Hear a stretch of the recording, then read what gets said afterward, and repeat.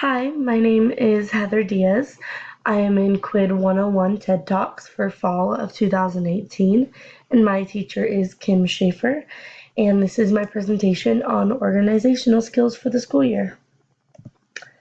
So, of course, doing college, whether you're going to classes on campus or online, it mainly consists of online files, which can be anything from notes, assignments, or extra reading that your teachers give you, and of course your notes and assignments you've started, you've completed, and just anything in between of your own. The typical file sorting system that has been around for a long time has been USBs. The only thing about USBs is that because they're so small, yes, of course, they are so handy that they're so small, but it makes it really easy to lose, especially when you're running around from class to class and trying to get to work and school and all this crazy stuff going on, that it just gets kind of hard to keep track of all the tiny little things that you're carrying around with you. So one of the great apps and platforms that you can use instead of a USB is Dropbox. There's a free option and an upgraded one that you pay for, but the free option comes with 2 gigabytes of storage, and that's just great space for an average person unless you're going to be using it for lots of photography or any videos and stuff like that. It's a pretty good way to go and a pretty great platform, and it's really cool because it's accessible from almost every platform. You can go to any computer, like at your school or a friend's house, if you forgot yours or died or something happened to it. Go to the website and just log into your account, and you have all your files right there. It's even available as an app for your phone, which is super awesome, especially for all of the college student nowadays who everyone has a smartphone and everyone uses their phone for everything. Another great thing is Google Drive, which has a lot more storage than Dropbox because it has 15 gigabytes where Dropbox has 2 gigabytes.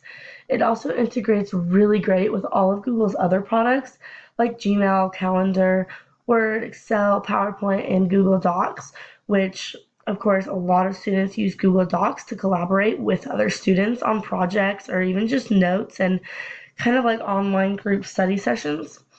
And Google Drive also lets you organize your files into folders, which then you can organize the folders however you want as well. And another great way, not through a specific platform, is just on your computer. You can create your own folders, of course, and you can just do folders within folders within folders. And then you don't have to go through the process of trying to find a specific platform, whether it's an app or website or anything like that that works for you, because this you can customize so much to yourself. A great way to do that is to do kind of like a pyramid system where it starts as the areas like school, work, family, and then if you're using it for school, separate it down into the year, like freshman, sophomore, and then go down to the semester, whether it's fall, spring, or summer, and then go down to the class, whether it's math, English, humanities, global health, anything like that. Then go one more folder further, and you can do it by types of assignments, whether it's notes for finals, notes on lectures, quizzes, tests, essays, projects, or you can do it by the week, which is how I personally do mine. That way it's all separated right there by the week for you, so whichever week you're on, you can click right in and find it really easily without having to go through all of your notes from every other thing you've gone through thus far. The biggest tip about organizing your files is simply to stay on top of it. If you start getting lazy and just putting files where you want or just quickly saving it to your desktop because you're on a time crunch and you can't, you don't have time to just go through and find exactly through all the folders it needs to go into. But then when you do that, the one time that you happen to be on a time crunch to find an exact file you need, you're not going to be able to. Gotta be kind to your future self. Stay on top of it, and that's the best way to do that. The other tip is just to keep track of what version you're on within the file name. Of course, most platforms will keep track of the date that the file was last edited, but what happens if you accidentally open an older file before you open the newer one you meant to open, it would immediately mess that up. So it's just much easier if you just make a note of which version number it is right inside the file name. That way, just as you're going through, you can quickly update it. And also when you're uploading it to your school website like Blackboard, you can just already see which file version it is. For notes, Evernote is a great app. It's very popular to organize all of your notes. You can do your notes within folders, and then you can do those folders within more folders. Like you could do class notes on a certain date in the folder for your class, like humanities, and then that can be under fall classes. So super simple to navigate that. And something really cool about Evernote is you can also put tags on your notes, like group study notes or lecture notes, or notes for a final or notes for a specific quiz. That way you can just quickly search that tag.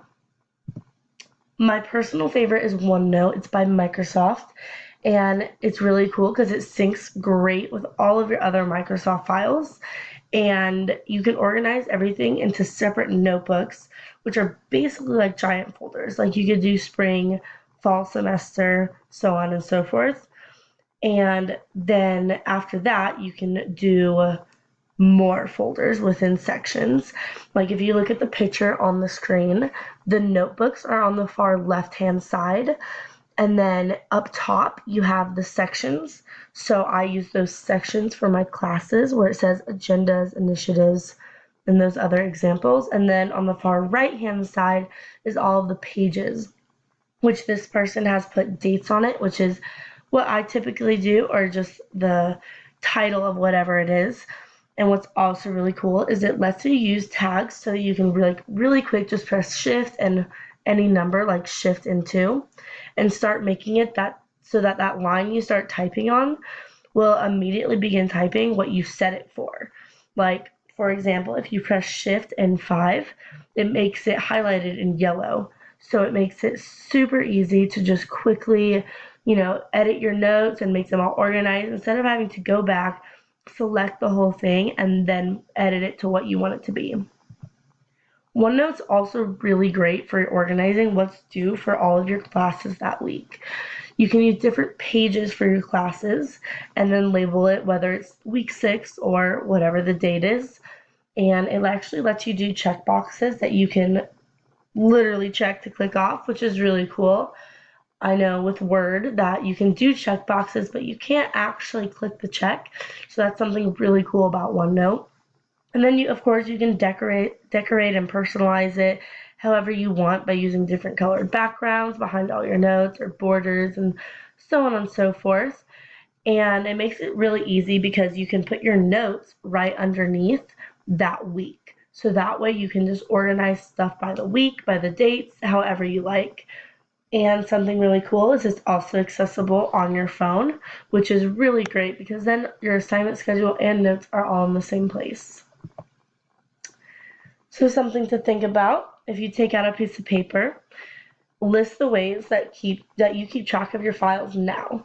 Of course, everyone has different ways that they keep track of their files, and everyone knows what works best for them. But of course, until you try new things, you don't know if there's something that could work better for you.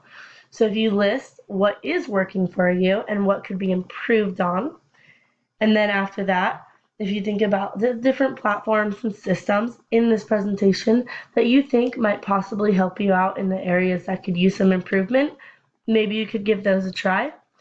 Again, there's no harm in trying something new. If something you try out doesn't work better than what you were already doing, then you know that, hey, go you've got something that's working for you. But if you happen to find something that works even better, then that's fantastic because you just found something that works better for you. So thank you all for watching and listening to my presentation.